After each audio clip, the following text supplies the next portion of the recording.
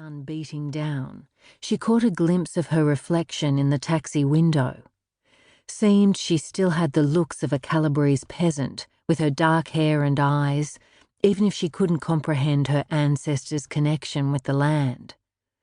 Turning, she stared up at the early 1900s sandstone villa, which fronted her late nonna Esta's market garden and evoked so many good and heartbreaking memories.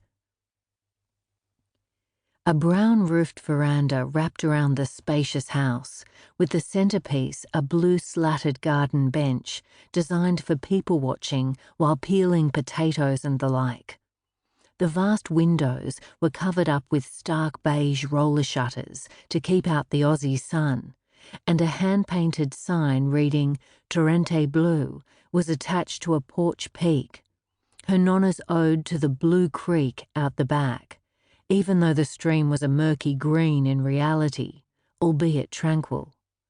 The front yard was more suburban than the rest of the property, comprising a small patch of lawn and some mismatched flower beds, but beyond offered a glimpse of open sky and flat scrubby farmland about the size of 2 soccer stadiums, dotted with twinkling glasshouses and stretching to the aforementioned Sturt Creek. Nella's heart twinged. For the first time ever, her nonna wouldn't be there to greet her, wiping her hands on her black floral print apron and demanding Nella sit, while she put the espresso maker on. Without her, the place felt bereft, wrong, an empty shell. Shaking herself out of her reverie, Nella wheeled her bulging suitcases, one at a time, around to the rear veranda and set them by the back door. It had always been the entrance as far as her nonna was concerned. Only suit-clad Mormons and door-to-door salespeople darkened the front.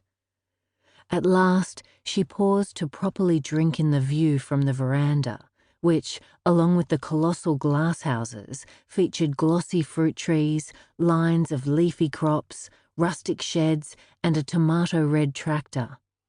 A wind chime, handcrafted by her nonno to scare away blasted fruit-eating birds, tinkled on the breeze.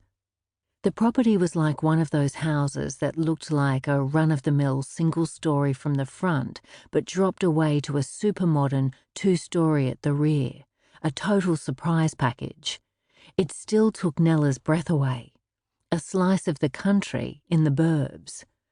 No wonder her nonna had been too stubborn to leave unless in a casket, even after her husband, suffering dementia, had died a decade ago.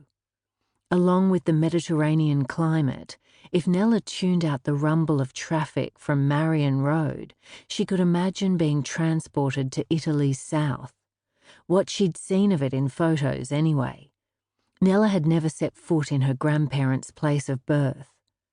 Her nonny had been among the influx of Italian immigrants who'd landed in South Australia after World War I, searching for work and a better life. Back then, as her nonna had told her, a large number of commercial fruit and vegetable gardens had flourished on Sturt Creek's floodplains. This led to several Italians spending their first years in the Marion area, working as labourers on properties owned by local farmers, her nonno among the first. They'd toiled in the market gardens, often living on-site in the barns or sheds, before establishing themselves as producers in their own right. The glasshouses crucially made winter production of vegetables such as tomatoes and cucumbers possible. Adelaide's sudden growth, though, meant that much of the land, located just 20 minutes' drive from the CBD, was reclaimed for housing and industry. Except at this end of Marion Road. Nella's gaze shifted to the left.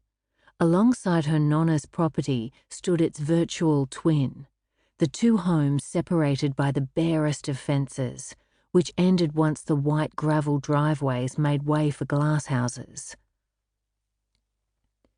Sooner or later, she'd have to let her grump of a neighbour know she was here. She might as well get it over with. Somehow the prospect seemed less daunting than heading indoors and being overwhelmed by grief and guilt.